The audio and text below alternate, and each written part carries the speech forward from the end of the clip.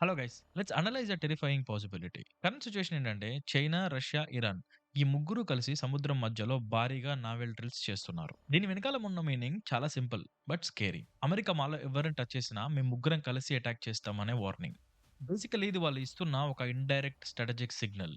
ఇక్కడ సిట్యుయేషన్ ఇంకా హీట్ ఎక్కడానికి ఇరాన్ ఓపెన్ గా ఒక వార్నింగ్ ఇచ్చింది. Even a limited attack on us could lead all out war అని. అంటే దాని అర్థం అమెరికా చిన్న టాక్టికల్ స్ట్రైక్ చేసినా మేము టోటల్ కేయోస్ క్రియేట్ చేస్తామని వార్నింగ్ ఇచ్చారు. మరి దీనికి కౌంటర్ గా మన Donald Trump our air force is locked and loaded, ఇంకా క్లియర్ గా చెప్పాలంటే వారికి మేము కూడా రెడీ అనే సిగ్నల్ ఇచ్చారు. ఈ త్రీ సినారియోస్ లో ఏ ఒక్కటి రియాలిటీగా మారినా world war 3 is inevitable. Of course let's hope అలా జరగదు, జరగదు కూడా.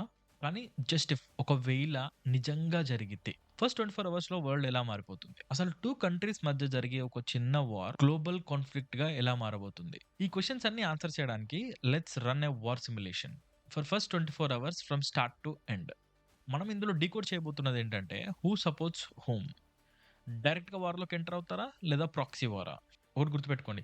ఇది ప్యూర్ హైపోథెటికల్ సిమ్యులేషన్ మాత్రమే. Based on assumptions and defence capabilities. ఇది విన్న తర్వాత నెక్స్ట్ 24 అవర్స్ గురించి కూడా మీరు తెలుసుకోవాలనుకుంటే పార్ట్ 2 అని కామెంట్ సెక్షన్‌లో మెన్షన్ చేయండి. సో దట్ నేను ఈ వీడియోకి కంటిన్యూయస్‌గా పార్ట్ 2 చేస్తాను. సో లేట్ చేయకుండా ఛానెల్ సబ్స్క్రైబ్ చేసుకోండి. Let's get into the video. Persian Gulf ఏరియాలో రష్యా, చైనా, ఇరాన్ డ్రిల్స్ జరుగుతున్నాయి కదా! అక్కడికి అమెరికా ఒక F-35ని నిఘా పెట్టడానికి క్లోజ్ రేంజ్‌లో పంపించింది అనుకుందాం.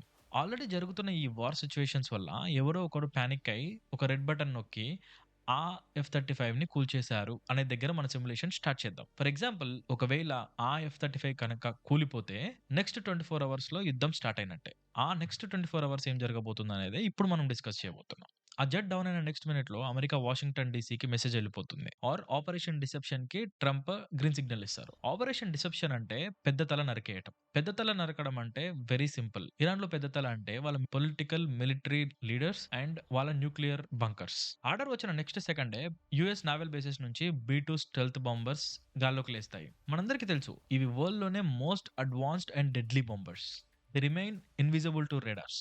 సముద్రం అండర్ వాటర్‌లో ఉన్న యూఎస్ సబ్‌మెరైన్స్‌లోంచి టామ్‌హాక్ మిసైల్స్ రెడీ అవుతాయి. ఇక్కడ అమెరికా కాన్ఫిడెన్స్ ఏంటంటే మనకున్న advance technology stealth bombers and Tomahawk missiles అసలు ఇరాన్ రాడార్‌కి కనిపించకుండా వెళ్లి పని ముగించుకొని బయటికొస్తాయని.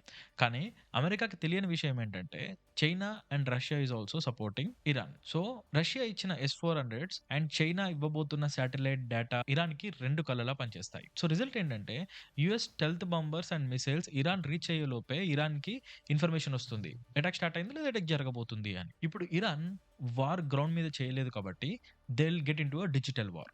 ప్లాన్ ప్రకారం ఇరాన్, చైనా, రష్యా యూఎస్ పైన massive communication cyber war launch చేస్తారు. దీన్ని టెక్నికల్ టర్మ్స్ లో ఎలక్ట్రానిక్ జామింగ్ అని అంటారు. సడన్ గా మిడిల్ ఈస్ట్ లో ఉన్న యూఎస్ జీపీఎస్ శాటిలైట్స్ అన్ని బ్లైండ్ అయిపోతాయి. దీనివల్ల పైలట్స్ కి విజువల్స్ కనిపించవు అండ్ కమ్యూనికేషన్స్ కట్ అయిపోతాయి. సరిగ్గా ఇదే టైంలో ఇరానియన్ సైబర్ ఆర్మీ రంగంలోకి దిగుతుంది. వాళ్ళ టార్గెట్ యూఎస్ మిలిటరీ కాదు, గ్లోబల్ ఫినాన్స్ సిస్టమ్స్.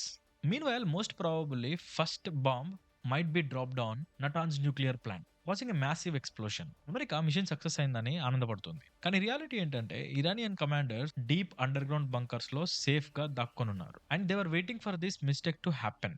వెంటనే వాళ్ళ Iran supreme leader will activate a red button. గుర్తుందా? ఇరాన్ ముందు నుంచే వార్నింగ్ ఇస్తుంది. All out war, all out war అని. అంటే ఇరాన్ ఒక్కటే యుద్ధం చేయదు. ఇరాన్ ప్రాక్సీ నెట్వర్క్స్‌ని యాక్టివేట్ చేస్తుంది. దీన్నే defence experts ring of fire అని అంటారు. నార్త్ సైడ్ నుంచి లెబనాన్‌లో ఉన్న హిజ్బుల్లా ఇజ్రాయెల్ మీద థౌసండ్స్ ఆఫ్ రాకెట్స్ లాంచ్ చేస్తుంది. ఆ దెబ్బకి ఇజ్రాయెల్ ఐరన్ డోమ్స్ అన్ని కన్‌ఫ్యూజ్ అయిపోతాయి. అదే టైంలో సౌత్ నుంచి యామెన్‌లో హూతాస్ రెడ్ సీలో ఉన్న యూఎస్ షిప్స్ పైన అటాక్ చేస్తారు. గ్రౌండ్ మీద ఇరాక్ అండ్ సిరియాలో ఉన్న యూఎస్ బేసెస్ పైన కూడా అటాక్స్ స్టార్ట్ అవుతాయి. అమెరికా కన్‌ఫ్యూజ్ అయిపోతుంది. ఇరాన్‌ని కొట్టాలా? ఇజ్రాయెల్‌ని సేవ్ చేసుకోవాలా? లేక వాళ్ళ షిప్స్‌ని ప్రొటెక్ట్ చేసుకోవాలా అని. ఈ కేవ్స్‌ని వాడుకొని రష్యా అండ్ చైనా యూఎస్‌ని యూఎన్‌లో కార్నర్ చేస్తాయి. అండ్ ఇది కొన్ని గంటల పాటు ఇలాగే కంటిన్యూ అవుతుంది. వార్ పీక్ స్టేజ్‌కెళ్ళేసరికి ఇరాన్ రియలైజ్ అవుతుంది. అమెరికా ఎయిర్ ఫోర్స్‌ని మనం కొట్టలేమని. So they will decide to kill world economy. వెంటనే ఇరాన్ వాళ్ళ చుట్టుపక్కల ఉన్న ఆయిల్ రూట్స్ అన్ని మూసేస్తుంది. ప్రపంచానికి ఈ రూట్స్ ఎంత ఇంపార్టెంట్ అంటే హార్ట్‌కి ఆర్టరీస్ ఎంత ఇంపార్టెంటో ప్రపంచానికి ఈ ఆయిల్ రూట్స్ అంత ఇంపార్టెంట్. నెక్స్ట్ మూవ్ ఇరాన్ ఏం చేస్తుందంటే అక్కడున్న పెద్ద పెద్ద ఆయిల్ ట్యాంకర్స్‌ని బ్లాస్ట్ చేసి ఆ రూట్స్‌కి అడ్డంగా పడేస్తుంది. అండ్ సముద్రం నిండా మైన్స్ ప్లాన్ చేస్తుంది. ఫైనల్ రిజల్ట్ ఏంటంటే వరల్డ్ మొత్తానికి సప్లై అయ్యే ఆయిల్‌లో 20% ఆఫ్ ద ఆయిల్ కట్ అయిపోతుంది. దీని ఇంపాక్ట్ గ్లోబల్ మార్కెట్స్ పైన పడుతుంది. అండ్ పానిక్ సేలింగ్ స్టార్ట్ అవుతుంది. ఆయిల్ బ్యారియర్ ప్రైస్ $75 ఉన్నది కాస్త $150 అవుతుంది. గోల్డ్ ప్రైజెస్ స్కై రాకెట్ అయిపోతాయి. స్టాక్ మార్కెట్స్ మొత్తం క్రాష్ అయిపోతాయి. ఆ టైంలో ఇది ఒక యూఎస్ మీద అటాక్ లాగా అనిపించదు. ప్రతి కంట్రీ, ప్రతి కామన్ మ్యాన్ మీద అటాక్ లాగా అనిపిస్తుంది. అలాంటి టైంలో మన ఇండియా పరిస్థితి ఏంటి? పొద్దున్న మనం లేచేసరికి టీవీలో బ్రేకింగ్ న్యూస్ వస్తుంది. కానీ దాని ఇంపాక్ట్ మనకప్పుడే తెలీదు. కానీ అప్పటికే ఇండియా ఒక డిప్లొమాటిక్ ట్రాప్‌లో పడిపోయి ఉంటుంది. అదేంటంటే వాషింగ్టన్ డీసీ నుంచి కాలొస్తుంది. ఇండియా షుడ్ సపోర్ట్ అమెరికా అని. దెన్ మాస్కో నుంచి కూడా కాలొస్తుంది. We are BRICS, we need to be together అని. ఇరాన్ కూడా ఇండియాకి వార్నింగ్ ఇస్తుంది. ఒకవేళ మీరు సపోర్ట్ చేయకపోతే తెహరాన్‌లో ఉన్న చబారా పోర్ట్‌ని మేము క్లోజ్ చేస్తామని. ఇండియా ఎటు వెళ్ళినా ఇండియాకి లాసే. Second challenge the oil shock. ఇండియాకి కావాల్సిన ఆయిల్‌లో 85% ఇంపోర్ట్సే. అందులో మెజారిటీ గల్ఫ్ నుంచే వస్తుంది. ఆయిల్ రూట్స్ బ్లాక్ అయ్యాయి కాబట్టి సప్లై చైన్ కట్ అవుతుంది. దీనివల్ల పెట్రోల్ బంక్‌ల ముందు ప్రజలు క్యూలు కడతారు. అండ్ బ్లాక్‌లో పెట్రోల్ ప్రైసెస్ 200 వరకు పెరిగిపోతాయి. థర్డ్ ఛాలెంజ్ వచ్చేసి stock markets. Mumbai stock exchange open అవ్వగానే 5000 పాయింట్స్ క్రాష్ అవుతుంది. ఇన్వెస్టర్స్ వెల్త్ లక్షల కోట్లు ఎవాపరేట్ అయిపోతాయి. దానికి తోడు రూపాయి విలువ పడిపోతుంది. Indian navy will be on high alert. Arabian సీలో మన మర్చెంట్ షిప్స్ చాలా తిరుగుతూ ఉంటాయి. వాటిని హూతీస్ బై మిస్టేక్ అటాక్ చేసినా కూడా మనం వార్‌లోకి దిగాల్సొస్తుంది. It's a checkmate situation for India. 24 hours complete అయ్యేసరికి వరల్డ్ మొత్తం కేయాస్‌లో ఉంటుంది. Israel burning on 2 fronts. America stuck in another forever war. India is fighting an economic crisis. కానీ ఇది జస్ట్ డే 1 ట్రైలర్ మాత్రమే. రియల్ హారర్ ఇప్పుడే స్టార్ట్ అవుతుంది. What if the war crosses 48 hours? Imagine Russia, China వాళ్ళ నేవీని డైరెక్ట్‌గా Persian గల్ఫ్‌లో దింపితే? లేక Iran తన సీక్రెట్ న్యూక్లియర్ వెపన్‌ని వాడాలని ట్రై చేస్తే?